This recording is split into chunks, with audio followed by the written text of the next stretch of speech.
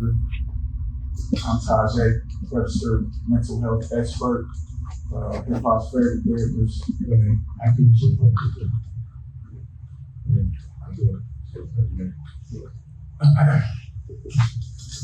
So, it's been a minute, after the end of the world, or the COVID thing, I wasn't able to get in front of you and do any therapy for a while, but we've all been very busy.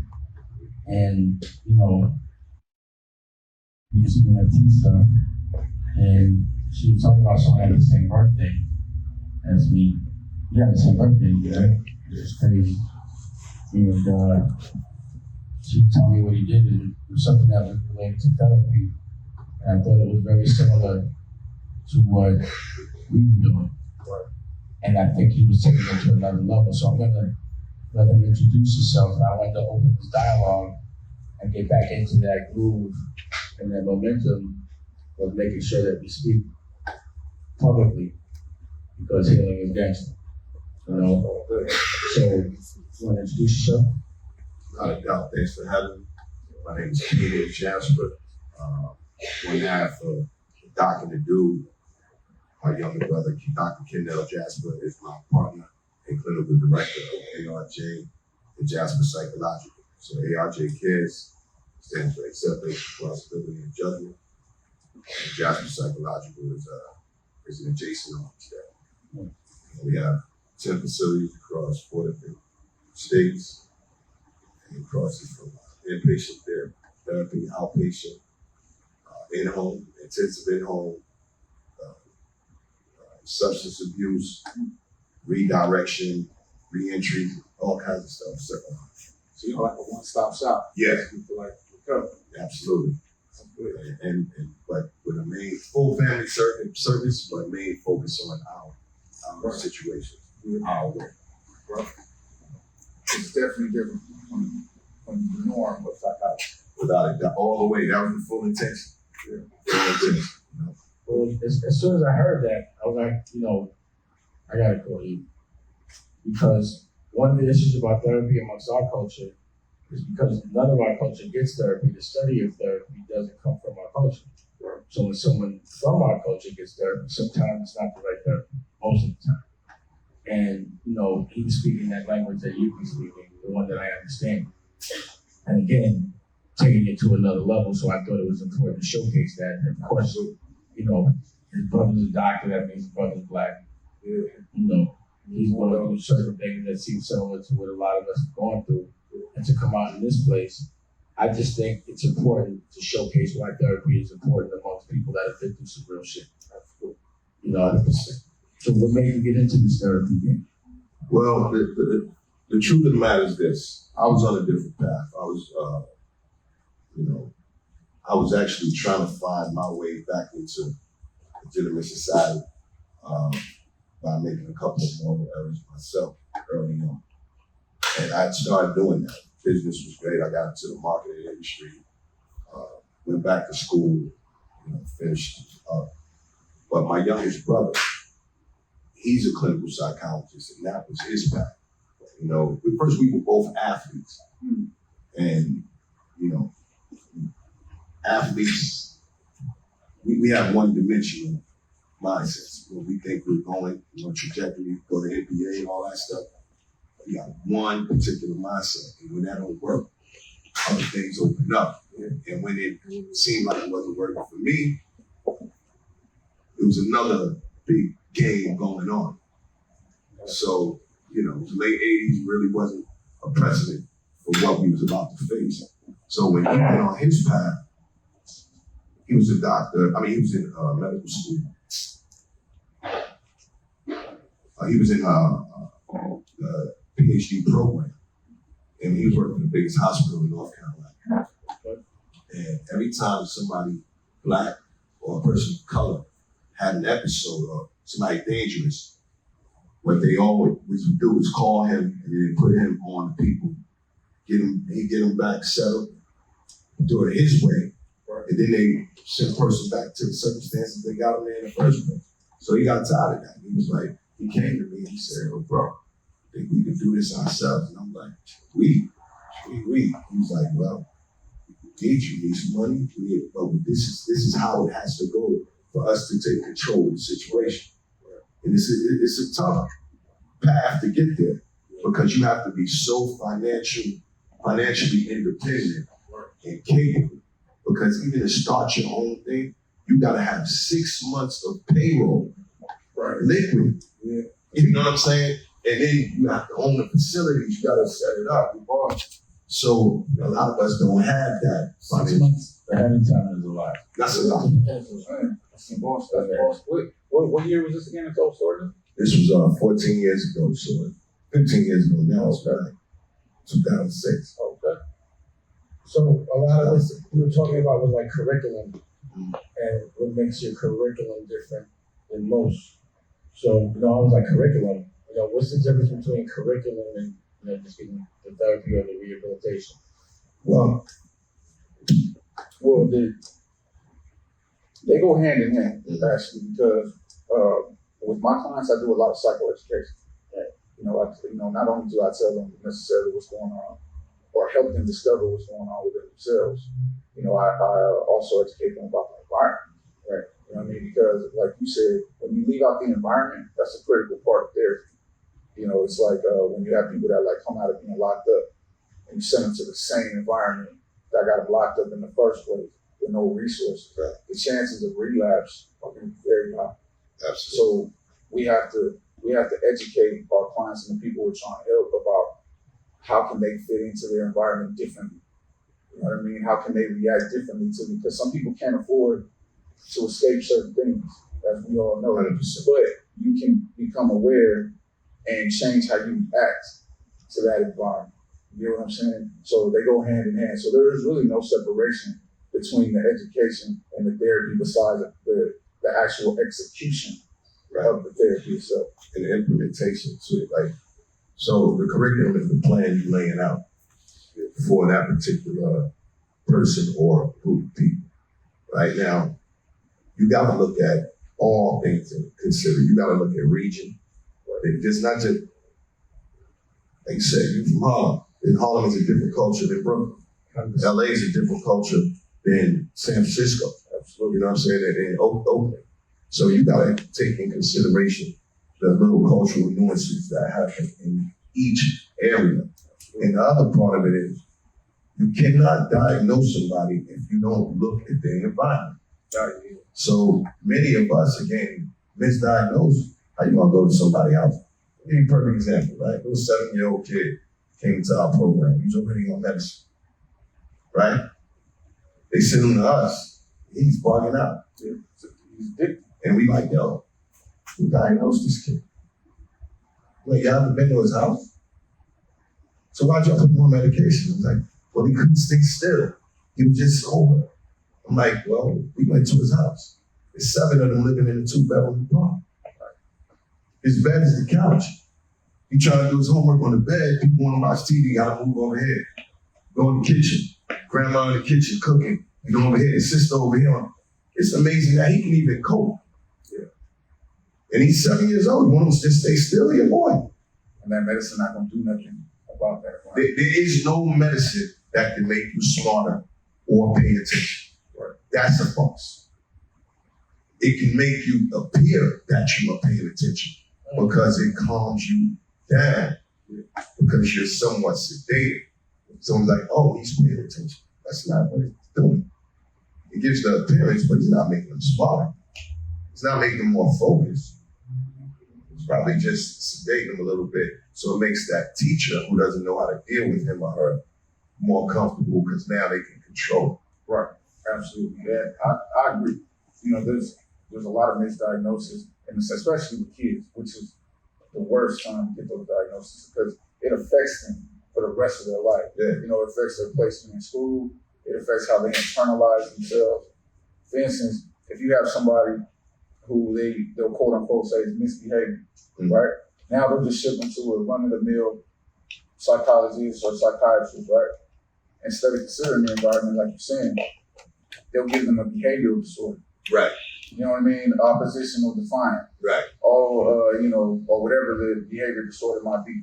When it's really a symptom post-traumatic stress. You know what I'm Oh, saying? let's get into that. And this is the problem when you start over-medicating. Because I just think that medication has a place. It does. Because there are people who have chemical issues. Absolutely. You know, but most of those materialize later in age. You know what I'm saying? But I would say a good 80 to 90%, especially within our culture, Oh yeah. misdiagnosed from the get-go. Oh yeah. That's the problem. You gotta exhaust all avenues before you start introducing something foreign into the body. Right? Because you cannot separate mind, body, and spirit. You can't do it. Right. So we don't even explore diet. A lot of times. Speak on it. You know, so how you gonna, before you explore the diet, how you gonna go medicine before you explore the diet? Right. You know, there's certain foods that give you energy. I remember when I was younger, I used to fall asleep in class. Smart, but I was falling asleep. Matter of fact, me and all my brothers got with ADD. You know, grades was through the roof, but self-control and behavior, unsatisfactory. I said, well, we was bored, we was active, and we didn't have people that knew how to deal with that part, you know? So, but I had a strong pops to be like, nah, he ain't doing none of that. You know, so as parents too, we have to be willing to stand up to administration who don't have the understanding on how our kids need to be raised as well. And on themselves. I don't know. Most adults I know take a pill once a day. That's just It's scary, but it's true. Pill. It's true. It's a normal thing for somebody I know to say, I got to get my happy pill today. It's become cliche when people say now, yo, I don't know what I do without my meds. My meds, like it's a cool thing. I'm like, look, that's not a cool thing because you cannot determine the side effects. Nor do you know who that pill was made for. You know, different body types, different weights, different genders, if for lack of a better word. I know that's a tough topic right now, but something that may work on someone who's Caucasian might not work on someone who's Black. Absolutely. Or someone from a southern region, things won't work in the northern region. You know what I mean? Something simple as honey. Honey from one region will not be as effective. Like if I don't live in that region. Right. And the reason why that information is scarce to the mass media, or even myself, as you know, I have years and years of being a student. You know, I've done the research, and there's not that much out there. You know, I've had to, you know, I have a paper coming out in a book. That's one of the first researchers to even cover this topic. And you would think, as much of this history that Black people are part of, from the beginning, it's crazy how much there's no research on how these therapies affect us. Because like everything else in the country, most things in the country comes from a racist background.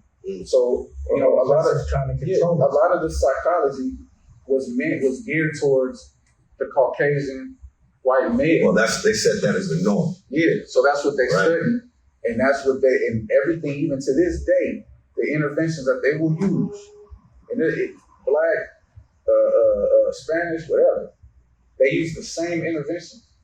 You know, the guy who said who had the most popular prognosis or for diagnosis was a 58-year-old dude from Iowa.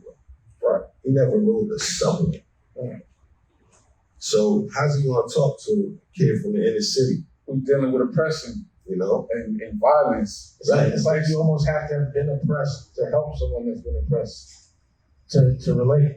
Yeah. You know what I mean? It's like my father was addicted to heroin, and when he became the director of the methadone clinic, because all the counselors used to be heroin addicts. You know what I mean? But look how this works, right? If you're sick naturally, right? If you're sick and something happens in your body, what happens is your antibodies wake up. You know, like you got a virus that they go to a compromised cell, compromised. So the virus needs a host. So what would happen is your antibody's supposed to wake up and they appear like compromised cells, but the virus it doesn't affect, it doesn't spread. So it subsides the virus because we all have viruses in our body. They generally just lay dormant. You know, we're in an epidemic as well. So let's say we got some shorties running around in the street and they acting up. You got to send them antibodies to get them. You can't send a healthy cell to get them. Right. You got to send a cell that's been through something so To fight it. like one of us can grab a short, be like, yo, Yeah. I know you want to take his head off, Right. but chill, let me show you another way. And he's gonna feel that like something familiar about this. Right. You know, but that's the same way we have to approach therapy in our communities. You cannot send somebody who is not familiar with those circumstances and then think you're gonna have a significant change. Exactly. And a prime example of this is, for instance, the general therapy that people tend to think about, right? The goal of it is that they come in wanting this ultimate peace, right? They think it's like this ultimate like chi that they get like magically. Yeah. You know what I'm saying? Now, what they don't understand about living in the neighborhood that we come from, all right? They have something called, and we've talked about this, the cognitive behavioral therapy approaches, right? Which are evidence-based. Yes. And they do have a good track record with certain things, right? But part of cognitive behavioral therapy, if you're working with a child that's from the hood, right? Is you sit there and go, you analyze their anxiety, right? You sit there and go, all right, well, if I'm talking to a white kid and he has a fear of death or he has a fear of violence, you can look at his environment and say, do you really have this around you? And through therapy, they're able to analyze it logically and say, no. So what am I tripping about? So then that starts the therapy of them getting out of their anxiety because they're able to look around and say, well, what am I worried about? I'm fine. You know what I'm saying? Even the ones that come back from the army, they come back to their environments that aren't plagued with these problems. Now you talk to a kid that comes from the hood and you sit there and he logically analyzes his environment like I've had to. You sit there and go, can I really go to the liquor store and get shot for no reason? Yes, you can. Yeah. So they have yet to find this balance because there is no research on our people about the balance between being hypervigilant, but also ready for the bullshit. Absolutely. And that's something that we have that's unique to our culture because that exists, not just with our own. We've had, look what's going on with the police. We're threatened every single day. So how do you administer therapy to a kid like that who really has those problems? And that's why we need more faces like yourself. Some of the things that you're doing in the communities with the centers and things like that. Because people like us that sit here, we understand the nuances that go into coming up in that environment. And to even the well-intentioned people that want to help, and we welcome it because we need all the help that we can get. You know what I'm saying? But if they don't come from that environment, it's hard to understand what that is. 100%. You know what I'm saying? And as you spoke about curriculums earlier. Right. We need tiered curriculums. We need curriculums that are for parents.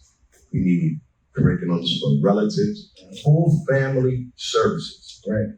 to show what stage you need to deal with somebody. I was fortunate because obviously my brother is a doctor and I've seen it work early on because I was skeptical. Everybody used to tell me, yo, you need a therapist. I'm like, yeah, I'm not doing it.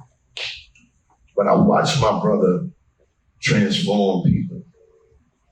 And when you get involved in something, your money and your time is invested, you get close to it. So you gotta really invest in it yourself. Yeah. So I see him show up with his Jordans on, his hat on backwards. I've seen dudes come in, especially the young adolescent teenagers, because even in prison, that's some of the wildest wings you ever want to see, them adolescent wings. They come in, they don't want to talk. They don't want to talk. They here because they mandated to be here. So they sitting in there, they might see my brother, they might see me. You ain't talking, we ain't talking. And then little stuff come out. Yo, what you doing here? I'm just waiting for this doctor to come, see what he about. You know, maybe you put on some music. We all like the same type of shit. Right. You know what I'm saying? And you be like, yo, what you know about this doctor? You know, I seen the kids say, what you know about this doctor? My brother like, already cool, you know? Let's see. But I seen the systemic breakdown, you know what I mean? Yeah, that's that report, that's that therapeutic bond. Absolutely. Absolutely. And another thing, we need to treat the household. You can't treat just the individual. Yeah, absolutely. It's a system. The household be the reason for the trauma in the first place. Right. So everybody's accountable. And that's why you gotta go there. You gotta show people, listen, I'm here on with good intention. And the hood gonna receive you well. We done went into some serious environments. But if dudes know that you there for help, they be like, you know what? Cool. I mean, we went into some fucking trap house, right? They ain't had no. I'm in there. I'm like, yo, y'all need to turn the lights on. They like, yo, lights ain't been on in 3 months. Yeah, that's a band. We call that a band, though. Right. So I'm like, man. So we come out. We said, let's do this outside. You know, because we ain't fools. We come in prepared. But let's do it outside, man. Within 30 minutes, we doing a whole group therapy outside. Dudes is pulling up, turning the music down. They smoking, but they like, yo, now they got questions. So now we got literally 20 people outside, and we doing therapy for like the whole strip. Therapy concert, something like that. You'd be surprised that therapy can come from just you listening to somebody. Yeah. You know what I'm saying? Like just you giving an ear to somebody and letting them just do the process and think. That's therapy in itself. Why do you think hip hop is what it is with us? Because that's the only therapy that we have for so long, because dudes wouldn't go see therapy. So what they gonna do? They're gonna go see Mr. Ice Cube at therapy. Right. You know what I'm saying? Mr. Big, you know what I'm saying? Or, whoever they was listening to, Mr. Pop, you know what I'm saying? So, just the fact that you're able to relate to them on that level and they know that it's genuine, that's therapy within itself. Yeah, that's 75% of the way there. Yeah. That's 75% of the way there. Like, just even this platform, right? So like, they ain't bringing this type of energy forward. Changes things dramatically. Because there's a certain kind of person that looks at him in a way to say, nah, I respect that kind of gangster. So, okay, healing is, I gotta listen. You know what I'm saying? I don't listen to, either directly or indirectly, I listen to some of his instruction anyway, from mid-90s. You know what I'm saying? Right. You hearing it, it's whatever has access to the brain or control the brain. So a lot of the shit you heard, he's woven all in between that. So why not listen to this? So when you say, yo, I want to shine a light on this and give some exposure, that means everything. Because we need real, qualified, credible people talking about something so serious. Some of the people talking about it right now, I appreciate the awareness, but you gotta bring qualified people to discuss these issues. Absolutely, I agree 100%. You gotta make it cool. Yeah. Like for me, for someone that wants to be a boss or be complete, you always want to make yourself better. You want to be as prepared as possible for whatever you're about to do. So if I'm gonna play a sport, I want to be as prepared as possible so I can win.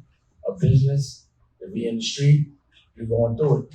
So having someone to help you prepare for life, to make sure that you are doing things right, that you're not gonna have to learn the hard way, it's just logical to me. It's like learning how to fight. Yeah. You know what I'm saying?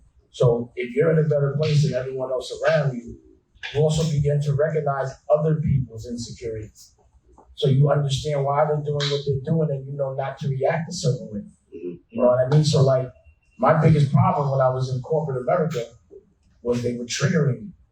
They were saying things that in the street that would get you hurt. And you can't do nothing. Right. So in that moment, I'm like, damn, now I feel soft. Now I feel disrespected. And it's gonna keep happening. I need to make an example, and I can't do shit but yell. Because people didn't understand where I came from, genuinely, a lot of that shit, like one of those things, you could not come back out. Right. Yeah. You just can't. I couldn't allow it because then it would bring so much focus on me to become a victim. So just learning how to deal with that, it came with someone else helping me objectively that didn't have a dog in the fight, that had been through it some way, shape, or form, to explain to me, I know how that feels. You know what I'm saying? Because it happened to me. And this is the way you gotta deal with it. You know what I mean? It'd be like, certain people would disrespect me and I'd be like, I couldn't deal with it. I'd talk to my OGs, they'd be like, if it was one of us, it should bother me. Because we are conscious. This person they're not built like that, so it can't bother you. They have no idea. But if someone doesn't take the time to tell you that, you just react. You know what I'm saying? And that's how people end up in jail. Certain victims be like, they didn't even know they could get it like that for doing that. You know what I'm saying? So if you can understand how to recognize triggers and stay away from people that pull them, which is what I did, and I've changed my whole life and the people I was around, environment, and everything. But at the end of the day, you don't really ever heal from the shit that bothers you. You just know how to fucking control it. You know how to deal with it and recognize it and stay away from it. And then when you see somebody doing something to compare it, like, oh, I remember being that same person.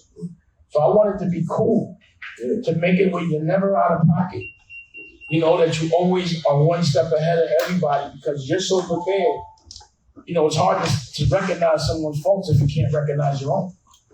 You understand what I'm saying? Conflict resolution is a big deal, especially with our community. You say the word disrespect. That shit is the most common word in any conflict. You saw the Floyd shit? Yeah. That was a clear example that dude doesn't know how disrespectful that was. But, you know what I'm saying? But it's just a hat. What if I told you that no one can ever disrespect you? It's a mathematical equation. Like you say, two negatives make positive. Respect. It's a trilateral. Before you get to disrespect, you got respect. You got spec first. SPEC. That's to see. It means to see. Right? And it's very root, and it's Latin root. And you see the word SPEC in so many things. Spec, respect, disrespect, introspection, spectrum, species. Right? Group of organisms that see similarities between each other. So they know how to communicate with each other. But it starts with respect. The way I see myself. The way you see me is only a reaffirmation of the way I see myself. That's where respect comes from. So like Dr. Ben Constant has a quote. He says, I only interact and debate with my peers. True. All others I teach or I don't see. Right. He doesn't mean visually. He means we are not the same. So if I see myself a certain way and you reaffirm that, you either respect me, you respect me. So either you respect me or you don't. Disrespect now comes back on me, right? Now, if I do something disorderly, so dude didn't disrespect Floyd, dude did something disrespectful, he disrespected himself. Yeah. You gotta change the intellectual DNA, like you said. But if you don't want it to happen again. But he's in a confrontation. Yeah. So it could happen. But also, like, if you get somebody with some work or give them something to sell, and they don't give you your money back, and they continue to walk around with money, that's disrespect. Oh, he didn't respect you. Right. It just means he didn't respect you. Not disrespect. It just doesn't respect. He just doesn't respect you. Right. Now, it shouldn't be disrespect. They don't respect. Right. Now, if you don't do something to address it, I'm disrespecting myself. Absolutely. Either you do not deal with this person anymore, or whatever ecosystem you're in, you might have to handle it like that. But what is going to give you the most successful and progressive outcome? Well, see, that's what it's about. It's picking the adaptive choice not the maladaptive choice. Absolutely. And that comes from the patience and the awareness to breathe and sit there and go, all right, because you're disrespecting yourself if you make the bad decision. Now you're putting yourself in a reckless situation. Right. That compromise your freedom and your fun. Yeah, and that's the part of the lesson that they don't want you to learn. That's right. You brought that up. That's some big game right there that you speak. So I'm gonna go ahead and let you speak. Well, I mean, it's fairly simple. When you see certain things, like when you see a dude die over $3 on a dice game, you know, and you like, damn, I just saw this dude yesterday, and only let him have it because of that, you know, and but yo, he disrespected me. I'm like, whoa, what's the cost of that? What's the cost of valuation of that? And that's the part of when you're in corporate America, you gotta be like, there's nothing you can do. You know what's the cold game about it? Because you said something very interesting. You said, and all of us said that a lot of times they don't know. But the problem is they do know. They do know. And this is the thing. Because remember, they the ones that put the whole shit in. They want you to react. They want you to react like that, so they do know. That's you playing against a smart enemy. Absolutely. You know what I'm saying? And we have to smarten up. Well, that's how culturally we're controlled. Because again, like we were talking about before, at the end of the day, we're real easy to feel disrespected amongst each other and hurt each other, but we'll never do nothing to them. Won't touch them, give them a pass, be scared of them, and speak to them with a certain amount of respect, even though we know they're oppressing us.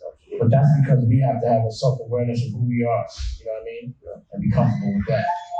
It's about breaking that program. Absolutely. And what I love about what you're doing, too, and what you have brought up is not only are we helping therapy get cool and making it popping, but we also create a path for other people to do something else besides, like you said, be a basketball star or be a rapper or be something that they're seeing on Instagram. It creates another avenue. When they see people that's qualified to do these things, they can sit there and go look, I can go get qualified too and go help my homies in there. I want to get something that Dave talks about a lot.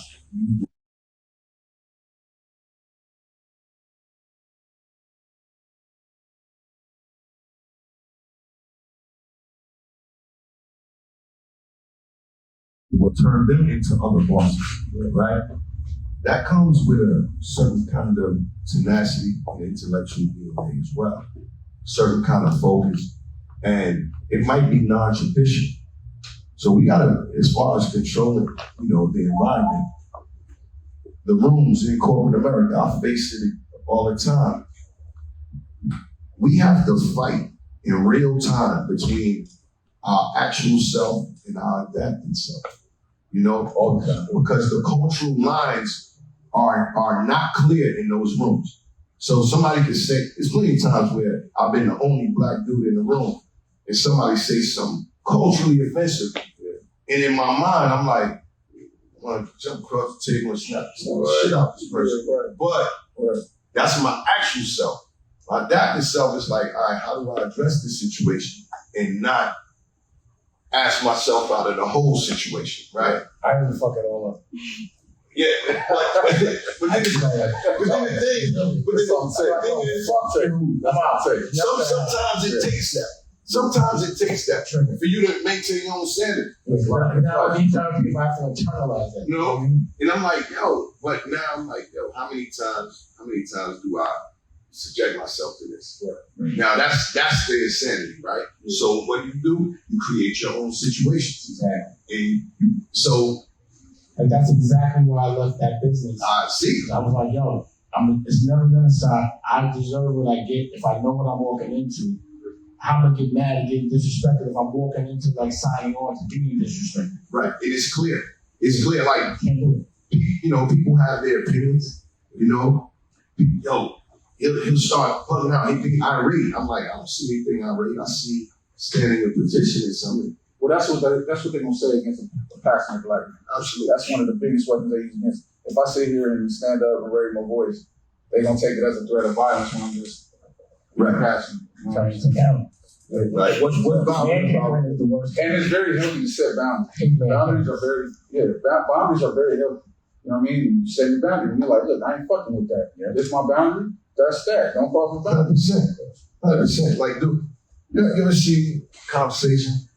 I was talking to one of my boys. He was like, "Yo, such and such. Yo, I saw him with homeboy girl." Yeah. I'm like, "Man, he knows you, right?" Right. He's like, "Yo." So when we saw the cap, he's like, "Yo, why you do that, man?" He was like, "Yo, saying we was hanging out, we just bar, whatever. You know what I'm saying? And one thing led to another." I said, "How one thing led to another?" I said, "You know how? Because you don't have no boundaries. Yeah. You don't have zero boundaries established. Right. So one thing can lead to another because you don't have them. Okay. You know? And so you're dealing with somebody or people or a group or a mind process, a thought process that has no boundaries, then you have to look at yourself and say, damn, what did I put myself into? 100%. And you got to remove yourself from it. Because at that point, you got to look at yourself and say, like you said, what did I do to get in this situation? In your case, you say, you know what? I'm signing on to this. Sign on to So I'm what you want doing to it be to mad at. myself at that point. It's like saying I'm gonna be a boxer and get mad when you get punched in the face. Right. So you gotta hit back. You know? And that's it. And you think it's a simple concept, but that simple concept is not there most of the time when dudes is getting killed. You know, like you said, $3 dice game, Yeah. or girls, like you said, Or tweet. yeah, Or comment on Instagram. You dudes is straight. And Traumatized. this social media is the number one source of investigation for law enforcement right now. Number one source. And dudes and people constantly are crossing lines on this. Like it's amazing to see, like, especially young people, like in New York, youth arraignments are on Saturday.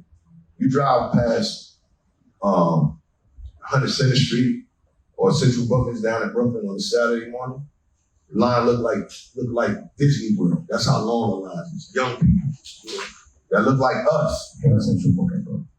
I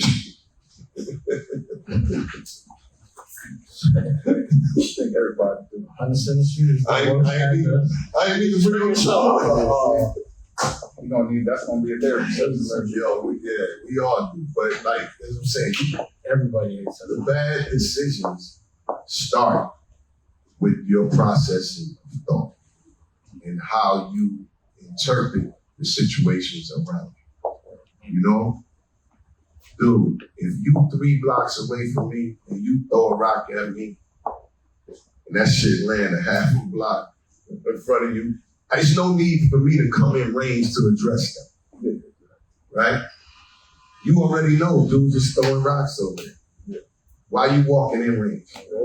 Don't go over there. You like create your own path. Yeah. Same thing. Throw something on. And we talking about a lot of dudes. There's ladies present too. Same thing though. Like if you know this situation is It's like going to a party during COVID, in the height of it, with no mask on, they get mad when you catch them. right. Which was a lot of people. Right. That's the way the world works. How long have we been on? 41 minutes. All right, so let's. I feel like this conversation needs to be continued. I would definitely like to understand and see the work that you're doing in real time, what it looks like to have 10 facilities. And as an entrepreneur, how do you even go about doing that? Just as a longer conversation. And, what I really like is that it seems like it's not like a business to you, it's a lifestyle. You're really in there doing these things. And I would like to see what that looks like and showcase that as well, just to lead by example, and that energy can be contagious. Right. So let's definitely pick up another conversation. We can keep this going, turn this into something else. But it is important, Even if you can get some footage from we have. doing all But that. now we're gonna talk it up. I know your brain's going and all of that. Yeah. Again, it is important that it's really happening. Yeah. So, it's like when you put a certain energy out, it comes to you. And right now when the way things are aligning, this has been our agenda. Like I said, we speak the exact same language, and the people that are like putting us all together, it just all makes sense. And I love watching how the universe works. So I appreciate it. You want to tell them where they can see you? Or Yeah. what you're about? Absolutely. You can see us on IG at @DocNDude, DocNDADUDE, and then Kane _Jasper. It's KAINON_JASPER. And currently we're reintroducing our podcast. Well, it's not just a podcast, it's a podcast, but that work that you talk about, I'm sitting around and chopping it up, it's cool. But you have to add the component of showing what's happening. So we got two. It's called Off the Rails, and the segment within that is called Unapologetic. All right, so which we go to every major city. We sit down with everybody. We bring every level into the room, whether it be politician, preacher, criminal, ex-criminal, great student, mothers, fathers. Everybody got to be a part of this. If you want another amazing video with the one and only Dame Dash, check it out right there next to me. I think you'll enjoy it. Continue to believe, and I'll see you there.